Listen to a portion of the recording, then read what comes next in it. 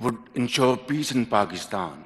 In other words, what is good for Afghanistan is good for Pakistan and vice versa, and other countries in the region will live in peace and progress and share development if we collectively decide to have real and long-term peace in the region. For that, we will have to work together to support all good initiatives in Afghanistan for the good of people of Afghanistan in terms of education, health, jobs, opportunities, industry, agriculture, and all other related works for mankind. Therefore, it will be a big mistake if we ignore Afghanistan this time around. We hear all types of observations, opinions, but it is my considered opinion, my country's considered opinion, that strengthening Afghanistan in the security and counter-terrorism domain should run parallel to SCO's support to the Afghan people in the socio-economic arenas. Apart from enhanced humanitarian assistance, the international community must support efforts to build a sustainable Afghan economy. Unfreezing of Afghanistan's financial assets remains a crucial need in this regard. For their part, the Afghan authorities would do well to build a future based on inclusiveness and respect for human rights for all citizens and all categories of society, especially women and minorities, including effective steps against terrorism. Brother President, Pakistan has been a victim of terrorism itself.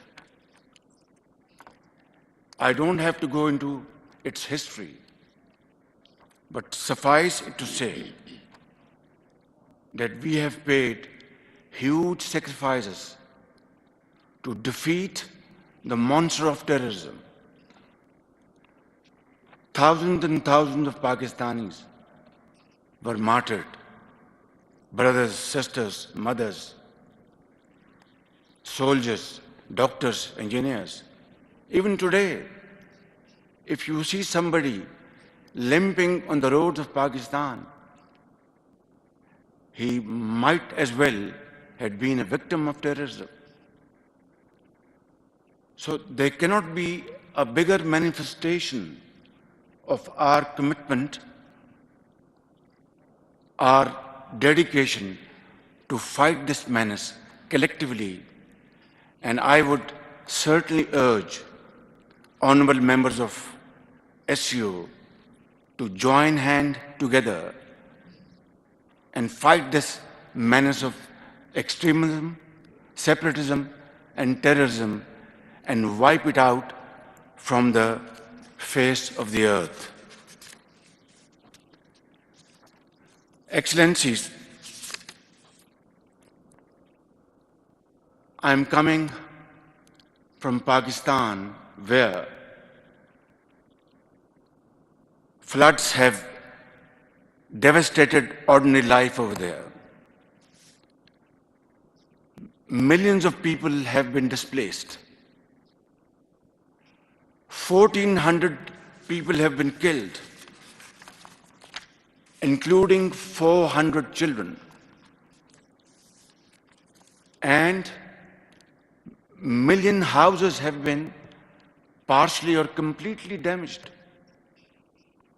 I've been in public life for the last 40 years. I have never seen with my eyes this kind of terrible devastation. It is catastrophic, of proportions unknown to the people of Pakistan, and of course, by extension, to the entire world. We are very grateful to honorable members sitting on this table who have come to our help at this time of dire need, when millions of people are living under open skies, stagnant water is giving rise to waterborne diseases, children getting malaria and diarrhea, temperature, all kinds of diseases have hit millions of Pakistanis in those marooned areas. Great faces sitting on this table, which I know personally, have been extremely kind to the people of Pakistan generally and to the affected people especially, for extending their support, valuable support at this time of need. But the question at issue is that while I count the damages inflicted upon us, like standing crops over hundreds and thousands of acres, all washed away. Livestock, 1 million livestock, all gone. And I'm not going to pitch any figure for the purpose of letting you know what is the quantum of economic loss, but it definitely runs into billions of dollars as I speak. By the grace of God and with Allah's help and your support, we will fight it out, inshallah, and we will be over the hump soon, one day soon. But the question at issue is that while the President, my brother Shafqat, has spoken about climate change, these devastating floods in Pakistan are most definitely climate change induced. It is a result of climate change. Cloud outbursts, unprecedented rains, combined with hill torrents coming down, all this put together made Pakistan look like sea of water in all the four corners of Pakistan. We are going to stand on our own feet, but the point at issue is, will this be the last time a country is going to be victim of this devastation? Or, God forbid, others will also become victim of this tragedy? That is the point at issue. And this is where I would appeal to all of you and request to all of you earnestly that let SCO stand up and build a wall against this menace. But that can be done only through a well thought out plan, a plan which is sustainable through structures and through programs over a span of time. Because today, this injustice has befallen upon us, our carbon emission is less than 1%. Yet, nature, destiny had this in store for us. But I think I want to be very honest and straight and very humbly request that let's, at this forum, make a plan to save our future generations. Excellencies, I would also like to welcome the new dialogue partners of SCO, namely Saudi Arabia, Turkey, Egypt, Qatar, Bahrain, Maldives, UAE, and Myanmar. We also support the request by Belarus for full membership of SCO.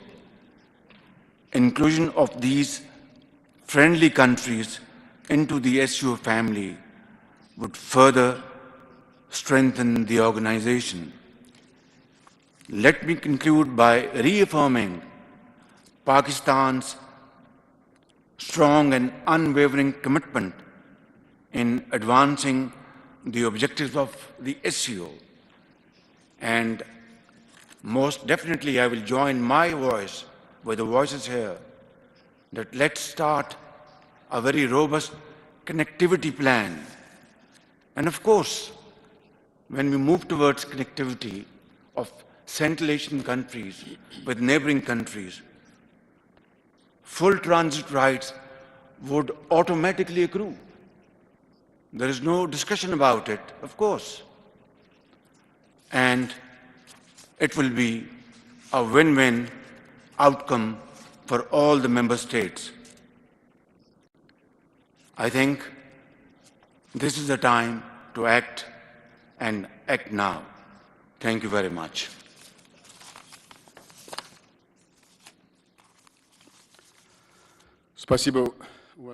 वज़ीराअज़म Mohammad शहबाजशरीफ Shanghai ताउन तंज़ीम के सरबराह इजलास से खिताब कर रहे थे। उन्होंने कहा कि पाकिस्तान और अफगानिस्तान हमसाया ममालिक हैं, दोनों का अमन एक दूसरे के